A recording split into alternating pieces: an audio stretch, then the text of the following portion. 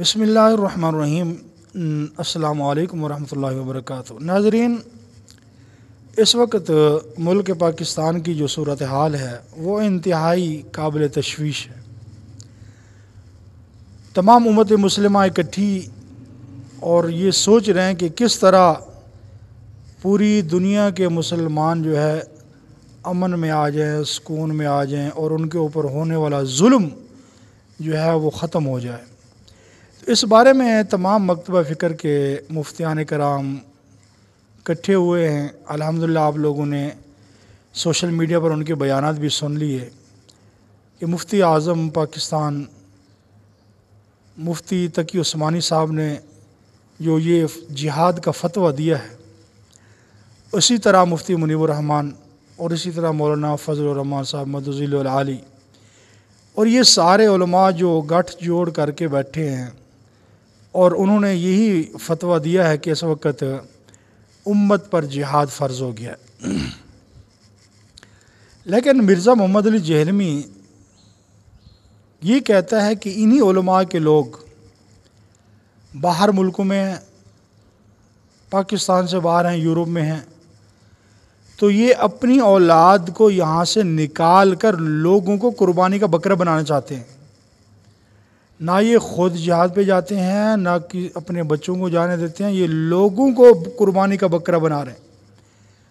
حالانکہ جن حضرات کے میں نے نام لیے ہیں، مفتی اعظم پاکستان، مفتی تقی عثمانی، مولانا فضل الرحمن، مفتی منیب الرحمن، ان حضرات کی اولاد میں سے کوئی ایک بھی باہر نہیں ہے، کوئی ایک بچہ بھی باہر نہیں ہے، اور الحمدللہ انہی کی اولادیں جو ہے آگے درس و تدریس کے اندر، تصنیف کے اندر، خطابت کے اندر، افتاء کے اندر الحمدللہ یہ کام کر رہے ہیں، اور پھر اس دنیا کے اندر نہیں بلکہ پاکستان میں نہیں، پوری دنیا کے اندر یہ کام کر رہے ہیں، اور کسی کی نیشنلٹی باہر کی نہیں ہے، سارے پاکستان میں رہتے ہیں۔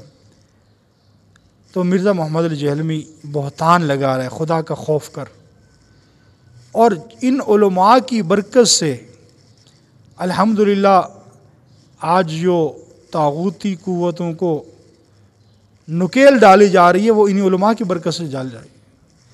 اگر یہ علماء آج پاکستان سے ختم ہو جائیں، اللہ کی قسم اٹھا کے کہتا ہوں کہ پاکستان کا وجود ہی دنیا میں نہ رہے۔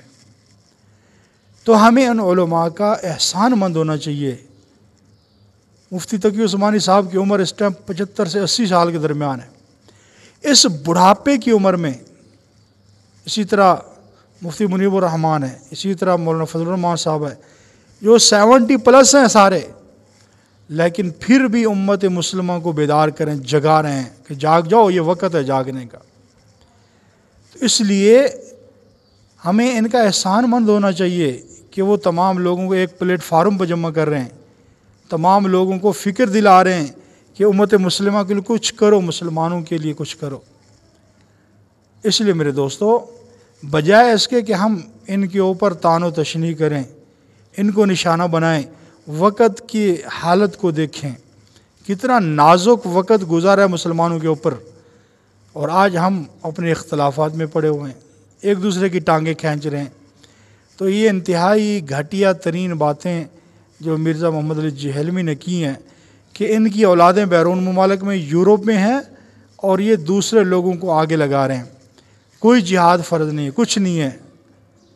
تو یہ کیا اپنی ذات کے لیے کر رہے ہیں، اپنے مفاد کے لیے کر رہے ہیں؟ کیا اس سے مفتی تقی عثمانی صاحب کا بینک بیلنس بڑھے گا؟ مولانا فضل الرحمن صاحب کو اکاؤنٹ میں پیسے جائیں گے؟ ان کو کوئی کیا ہے؟